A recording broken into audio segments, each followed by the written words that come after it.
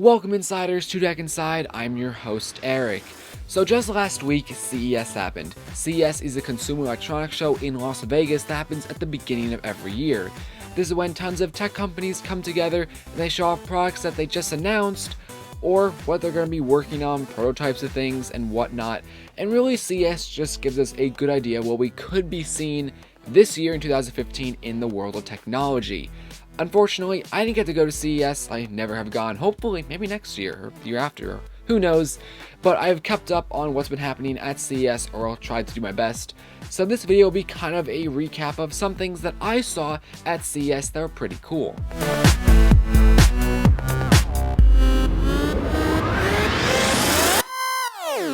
So before I start talking and giving you some awesome products that came out, I'm going to actually hand over the video to Trevor, and he's going to talk about some trends we saw this year in genres of products that we saw. So Trevor, let's go. So Eric, I was a little bit disappointed about this year's CES. I didn't see as many things I would have wanted to. I didn't feel all special and warm inside like I normally do after CES, but there are still a few products that I did indeed like and will really like to see when they come out and kind of see what they have to offer. Definitely the biggest thing at CES this year, in my mind, has to be televisions. And I feel like the last few years televisions have been dominating CES, but this year we have seen some cool things. We've seen lots of curved televisions, which have been around for the last few years, but they're really starting to kind of become the thing now, which is very interesting actually. The other interesting thing is it seems like a lot of these newer mainstream televisions are almost all stock 4K. I thought it would be a few years out before we really started seeing all 4K kind of standard, but almost all of these TVs that I've been seeing coming from CES all have 4K natively.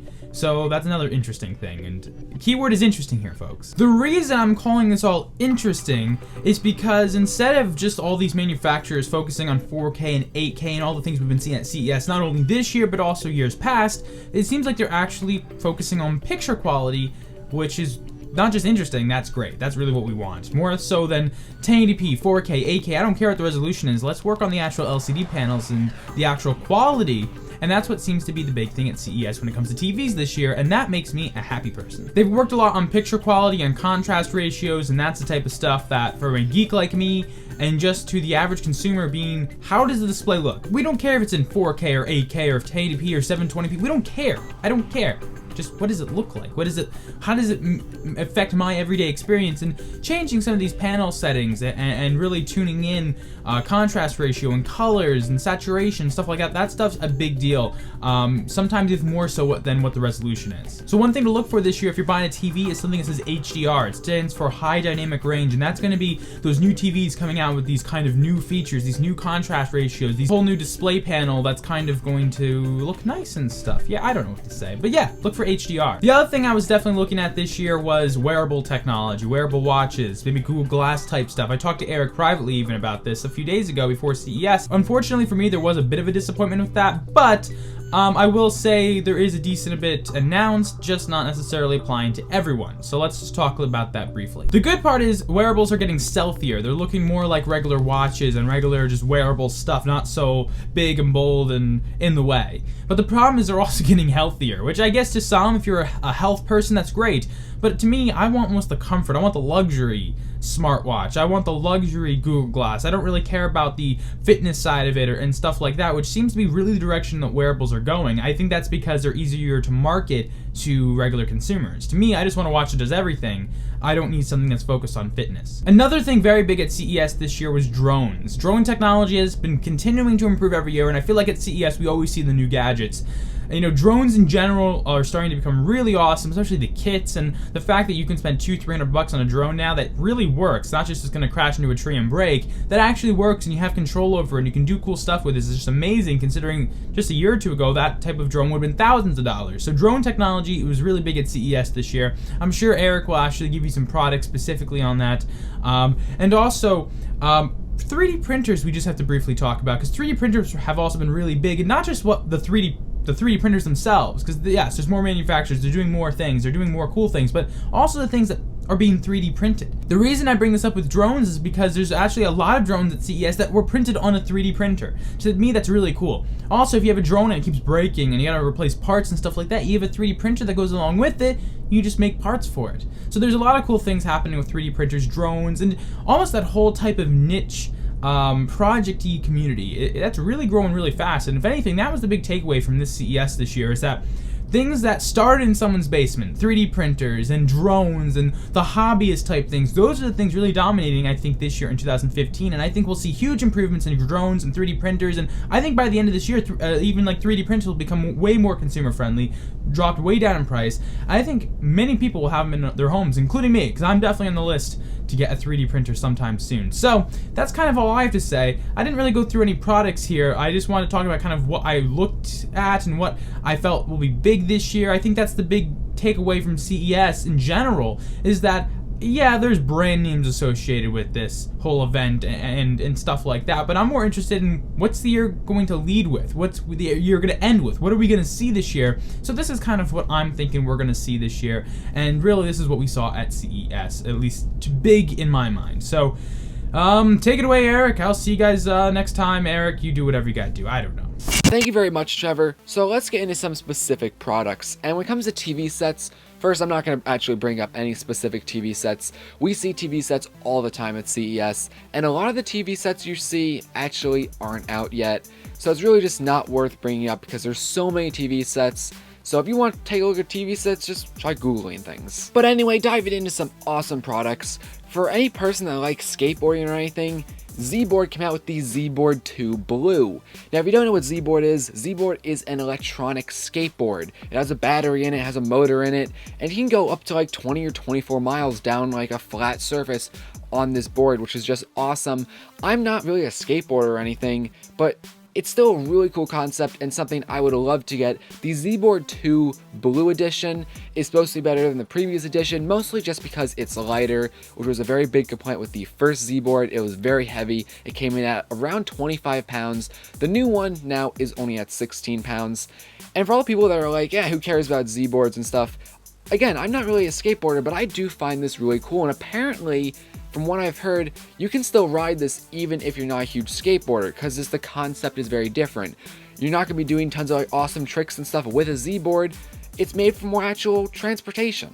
Jumping to a completely different spectrum of CES, cell phones. Cell phones, or phones, smartphones, whatever you want to call them, have always been a huge part in the world of technology, and at CES, that wasn't exactly the case. I'm sure there were tons of smartphones there, but the only one I really heard of that I was going to mention is LG's G Flex 2. Now, if you don't know, this is actually a curved phone, and not like the iPhone 6 Plus that curves when it's in your back pocket. It's actually made to be curved, so you get a better viewing experience, you get more immersed into the phone. I've never used a curved device, but I would love to, and the G Flex 2 seems to be just a better version of the first one with a better screen, because I know the screen on the first one was a big complaint. Now apparently they tried fixing it up, and it might actually be a really good phone. I'm looking forward to trying it. So moving right along, gaming. There wasn't a whole lot about gaming that I saw, but what I did see is products that Razer came out with. Razer, the gaming company that made the Razer Blade and the Razer Edge, and I've talked about them before on the channel. Anyway, they came out with a virtual reality headset, an opened virtual reality headset. It's not made for you guys to buy right now, but if you're a developer that wants to start getting into developing upon this platform, I'll take a look at it. It looks to be a really nice product. It's nice that Razer put some nice screens and stuff in it, so you get a really good experience. Again, it's not the final product, but it's still awesome that they have it. And also, another thing that Razer announced is something called Forge TV. This is a little set-top box similar to a Roku, similar to an Apple TV or a Nexus player, and it's basically running a version of like Android TV. And yes, you can go watch Netflix and Hulu and stuff on it, but you can also play Android games. And actually, Razer came out with another controller that hooks up with this Forge TV, so you can play Android games on a TV set with multiple people. Even if you're not interested in Android gaming, the Forge TV you still might want to look at, because not only can it play Android games, there also is Google Cast, so you can cast your Android device to your TV set to watch movies or play another game, but you can also actually stream a PC game from like my PC behind me to the Forge TV. And the only good way to play on your TV set, at least when it comes to PC gaming, is yes, you can use a controller. Razer has a few of them. But also Razer came out with the new Turret keyboard. This is a kind of small keyboard that has a little docking station, but also on the side of it is kind of like a flip-out magnetic trackpad that you can put a mouse on, and it's made to be sitting on your lap, so you can play actual games on a couch in your living room connected to your TV set, which is just an awesome thing. Anywho, moving on to camera talk. Yes, have to always bring up camera talk. Nikon announced the D5500. This is just a kind of beginner's level entry DSLR, but the benefit here is it actually has a touchscreen. I know Canon and other companies have had touchscreens in the past for a while. This is pretty much Nikon's first touchscreen. And Sony came out with a new handycam, the AX33. This is another 4K camera, but it's a 4K camera for $1,000. Now, this camera is probably not going to be replacing my DSLR anytime soon, even though it's better when it comes to 4K. It's more of a consumer level camera, even though it's $1,000. This will be a great camera if you want 4K to record your family events and whatnot. I mean, don't get me wrong, definitely still is a step up from a ordinary consumer camera. I mean, I guess it's more of a prosumer camera, not exactly a professional camera, so it might be interesting to you. But if you're not into shooting big videos but you still want 4K, you might want to take a look at Sony's new action cam. They have now a 4K action cam, which is $500. That really is going to be competing with the GoPro Hero 4.